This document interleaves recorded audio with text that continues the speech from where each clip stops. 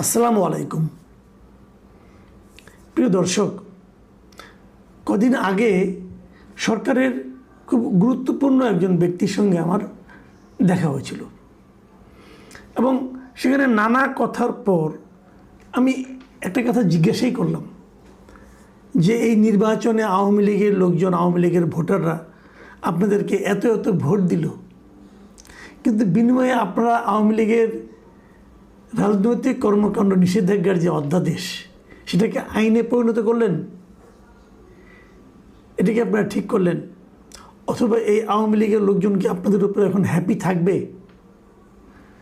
যে উনি এর কিছু উত্তর দিয়েছিলেন, দেওয়ার পর উনি প্রাসঙ্গিকভাবে একই সঙ্গে উনি একটা কথা আমাকে বললেন যে একটা বিষয় কি আপনারা খেয়াল করেননি? আমি কিন্তু কোন বিষয়টা? এই যে শিরিন শারমিন চৌধুরী যে এত দ্রুত ছাড়া পেয়ে গেল, এটা কি আপনাদের মনে কোনো রকম কোনো প্রশ্ন জন্ম দেয়নি? বিষয়টা কিন্তু আসলে গুরুত্বপূর্ণ। শিরিন শারমিন চৌধুরীকে গ্রেপ্তার করা হয়েছিল এপ্রিল মাসের 7 তারিখে। ঠিক 5 দিনের মাথায় উনি ছাড়া পেয়ে গেলেন, ওনার জামিন হয়ে গেল। ওনার বিরুদ্ধে কিন্তু মামলা ছিল প্রায় হাফ ডজন, মানে 6টার মতো। যতদূর জানি তার মধ্যে 3টাতে ওনার ব্যাপারে ফাইনাল রিপোর্ট দেওয়া হয়েছে, মানে ওনাকে দোষী সাব্যস্ত করা হয়নি একেবারেই। বাকি 3টা তদন্ত চলছে। যে মামলায় ওনাকে গ্রেপ্তার করা হয়েছিল সেই মামলায় ওনার জন্য কিন্তু পুলিশ রিমান্ডে ওনাকে চেয়েছিল, আদালত রিমান্ড দেয়নি, জেলে পাঠিয়ে দিয়েছে এবং তারপরে কদিন পরে জামিন হয়ে গেছে এবং জামিন হওয়ার পর উনি ছাড়া পেয়ে গেছেন। জামিন হওয়ার পর এত দ্রুত ছাড়া পাওয়ার ঘটনাও কিন্তু আমাদের দেশে ইদানিং খুব কমে গেছে এই কারণে যখন নাকি জামিনের আদেশ দিয়ে জেলখানায় যাওয়া হয় তখন দেখা যায় বের হওয়ার সঙ্গে সঙ্গে জেল গেটে তাকে অন্য একটা মামলায় আবার অ্যারেস্ট দেখানো হয়। এ ধরনের ঘটনা বহু ঘটেছে। এই যে আমাদের পাশেই নারায়ণগঞ্জের যে মেয়র এবং নারায়ণগঞ্জের সবচেয়ে জনপ্রিয় মেয়র, মানে উনি মেয়র ছিলেন নারায়ণগঞ্জ সিটি কর্পোরেশন হওয়ার পর থেকে উনি মেয়র এবং উনি পৌরসভা চেয়ারম্যান ছিলেন এর আগে নারায়ণগঞ্জের। খুবই জনপ্রিয় ব্যক্তি ডক্টর সেরেনা হায়াত আইভি। ওনাকেও কিন্তু এরকম একটা নানা রকম মামলায় গ্রেপ্তার করা হয়েছে। উনি বারবার জামিন পান এবং জামিন পেয়ে বেরোতে পারেন না, আবার আরেকটা মামলায় ওনাকে গ্রেপ্তার দেখে আটকে রাখা হয়। আওয়ামী লীগের অনেক লোক, আওয়ামী লীগ বাদ দেন, অনেক সাংবাদিক আছে, অনেক সাধারণ মানুষ আছে এ ধরনের গণমামলায়, হয়রানিমূলক মামলায় গ্রেপ্তার হয়ে জেলখানায় কাটাচ্ছেন, জামিন হচ্ছে না। মামলা চলুক, জামিন তো দেবেন, জামিন হচ্ছে না। অন্তর্বর্তীকালীন সরকারের আমলে তারা জামিন পাননি এবং এই সরকারও সেই ধারাবাহিকতাকেই অনুসরণ করে চলেছে, জামিন দিচ্ছে না। জামিন পাওয়াটা যে একজন লোকের নাগরিক অধিকারের মধ্যে পড়ে, মৌলিক অধিকারের মধ্যে পড়ে, এই জিনিসটাও যেন এরা মানতে চায় না। ক্ষমতায় গিয়েছে, আগে যেটা তাদের উপর প্রয়োগ হয়েছিল এখন যদি সেটা অন্যদের উপর প্রয়োগ তারা করতে না পারে তাহলে তারা যে ভোগান্তির শিকার হয়েছিল এটা এই মানুষকে বোঝাবেন কীভাবে? হয়তো এই জন্য মানুষকে বোঝাচ্ছেন, পুরো দেশকে বোঝাচ্ছেন, দেখো আমরা কত কষ্ট করেছি, অতএব তোমরা কিছুটা কষ্ট করো। এটা কি এক ধরনের প্রতিহিংসা না ঘৃণা আমি বলতে পারবো না, কিন্তু এটা হচ্ছে। ঠিক আছে, হোক, যা হবার হচ্ছে, এটা আমি আপনি ফেরাতে পারবো না। কিন্তু আমি ভাবছিলাম ওই বিষয়টার কথা যে শিরিন শারমিন চৌধুরী কেন এত ভাগ্য নিয়ে উনি এলেন। অন্তর্বর্তীকালীন সরকারের আমলেও দেখেছি এরকম আরেকজন ভাগ্যবান ছিলেন সাবির হোসেন চৌধুরী।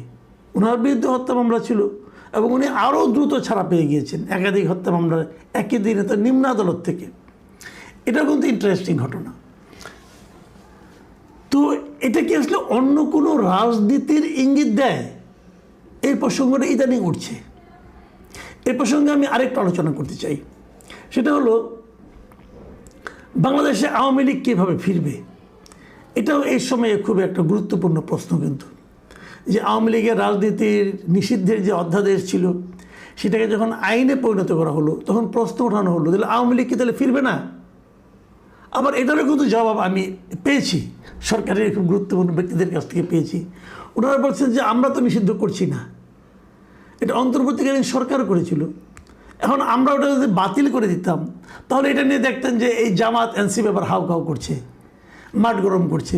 দরকারটা কি? আমরা এটা যখন তারা নিষিদ্ধ করেছিল, যখন তারা কার্যক্রম স্থগিত রেখেছিল, কার্যক্রম নিষিদ্ধ করেছিল, তখন কিন্তু তারা বলেছিল বিচার না হওয়া পর্যন্ত হবে। তো বিচার হয়ে গেলেই তো হয়ে গেল, এবং বিচারের রায় যা আসে তাই হবে। ইঙ্গিতটা কিন্তু স্পষ্ট যে বিচারের পর্যন্ত অপেক্ষা করতে হবে। বিচার হয়ে যাক, আমরা চাই দ্রুত বিচার হোক। বিচারের রায় কী হবে দেখা যাবে। একটা রাজনৈতিক দলকে নিষিদ্ধ করার জন্য বিচারকটা কতটা উদ্গ্রীব থাকেন, নাকি সেই সময়ে সংগঠিত সন্ত্রাসী কর্মকাণ্ডের জন্য দায়ী ব্যক্তিরা দোষী সাব্যস্ত হন, সেটা আমরা পরে ইনশাল্লাহ দেখতে পারবো। কিন্তু প্রশ্নটা অন্য জায়গায়। যদি ধরেন বিচারের রায় হলো, হাইপোথেটিক্যালি ধরেন যে কিছু লোকের শাস্তি হলো, সব লোকেরই শাস্তি হোক, অসুবিধা নেই যারা নেতৃত্বে ছিলেন, কিন্তু দল তো চলবে। দলকে আপনি এভাবে নিষিদ্ধ করা যায় না, আর গেলে তার মানে আপনার আফটার ইফেক্ট খুব ভয়ঙ্কর হয়। তো ধরে নিলাম দলটা আবার বললো হ্যাঁ আওয়ামী লীগ করা যাবে। কারা করবে আওয়ামী লীগ? কাদের নেতৃত্বে? শেখ হাসিনা? আমি কিন্তু তেমন কোনো সম্ভাবনা দেখি না। আপনি বলবেন যে আমি কেন দেখি না? শেখ হাসিনা এত বড় নেত্রী, আমি দেখি না এই কারণে শেখ হাসিনা তো অমর নন, তাই না? ওনার বয়স তো হয়ে গেছে প্রায় 80। উনি তো মানে 500 বছর বাঁচবেন না ভাই। কাজে আমি ওনার নেতৃত্বে কোনো সম্ভাবনা দেখি না। উনি ফিরে এসে বাংলাদেশ আওয়ামী লীগকে আবার নেতৃত্ব দিবেন, এটা হয় না। এবং এটা গেলে আমার কথা না, আমার কথা যারা আওয়ামী লীগের ভক্ত আছেন, যারা শেখ হাসিনার ভক্ত আছেন, তারা হতাশ হইতে পারেন, বিরক্ত হতে পারেন। কিন্তু আপনার মনে আছে এই কদিন আগের কথা বলছি, এই বছর জানুয়ারিতে আল জাজিরার কাছে একটা ইন্টারভিউ দিয়েছিলেন শেখ হাসিনারই পুত্র, দিয়েছিলেন জয়। তো জয়ের সেই ইন্টারভিউতে, সজীব ওয়াজেদ জয়ের সেই ইন্টারভিউতে ওনাকে কিন্তু প্রশ্ন করা হয়েছিল। ওনার কাছে জানতে চেয়েছিল যে বাংলাদেশের বর্তমান প্রেক্ষাপটে আওয়ামী লীগের কোনো ভবিষ্যৎ আছে কি না। জয়ের উত্তরটা কী ছিল? উনি বলছেন অবশ্যই আছে, আওয়ামী লীগ কোথাও যাচ্ছে না। আওয়ামী লীগ একটা প্রাচীন দল, এই দেশের 40-50% মানুষ আওয়ামী লীগ করে, তারা নিশ্চয়ই হঠাৎ করে আওয়ামী লীগের প্রতি সমর্থন বন্ধ করে দেবে না। কাজেই আওয়ামী লীগ অবশ্যই আওয়ামী লীগের ভবিষ্যৎ আছে। তখন বলা হয়েছিল তাহলে আপনার মা কী হবে? আপনার মা যদি ফিরে যান তাহলে উনি কি আর রাজনীতিতে থাকবেন না অথবা থাকবেন? তখন জয়ের উত্তরে কী বলেছিলেন শুনে আমি হুবহু পড়ে শোনাচ্ছি। জয় বলেছিলেন না, তার বয়স হয়েছে, এমনিতেই এটা তার শেষ মেয়াদ হতো, তিনি অবসর নিতে চাচ্ছেন। খেয়াল করুন, তখন ওই সাংবাদিক শ্রীনিবাস জৈন, ওই সাংবাদিকের নাম, উনি প্রশ্ন করেছিলেন তাহলে এটাকে কি হাসিনা যুগের সমাপ্তি বলা যায়? শেখ হাসিনার ছেলে জয়, সজীব ওয়াজেদ জয় বলেছিলেন সম্ভবত তাই। এই যে সম্ভবত তাই, এটা কে উচ্চারণ করেছেন? শেখ হাসিনার পুত্র। তো শেখ হাসিনার পুত্রই মনে করেন যে বাংলাদেশের আওয়ামী রাজনীতিতে শেখ হাসিনার আর কোনো সম্ভাবনা নেই। তাহলে শেখ হাসিনা বাদ, তাহলে নেতৃত্ব কে দিবে? হাসিনা পরিবার।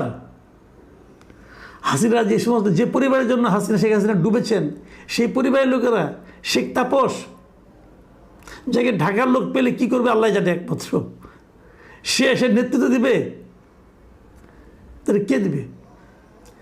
এই নেতৃত্ব কিন্তু যত যাই বলেন আপনার, নতুন নেতৃত্ব আসবে।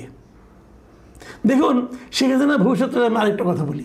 রিসেন্টলি মাত্র গতকালকে 16 তারিখে ভারতের যিনি পররাষ্ট্র মন্ত্রণালয়ের মুখপাত্র আছেন রণধীর জয়সওয়াল, তো ওনার একটা প্রেস ব্রিফিংয়ে সেখানে তাকে জিজ্ঞাসা করা হয়েছিল যে শেখ হাসিনাকে ফেরত পাওয়ার জন্য বাংলাদেশ থেকে যে আবেদন করা হয়েছে, সে আবেদনটা ওনারা কী ভাবছেন।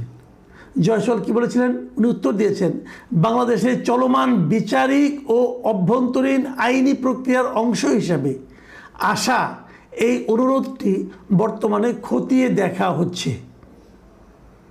তবে ওনারা কিন্তু নাকচ করে দেননি, ওনারা খতিয়ে দেখছেন। আচ্ছা, এখন আরেকটা প্রশ্ন করি, এটা মোটামুটি আমি মনে করি খুবই গুরুত্বপূর্ণই প্রশ্ন। শেখ হাসিনা আসলে কী করছেন? উনি কি মুক্ত আছেন? ভারতের কোথাও ওনাকে মুক্ত অবস্থায় কেউ দেখতে পেয়েছেন?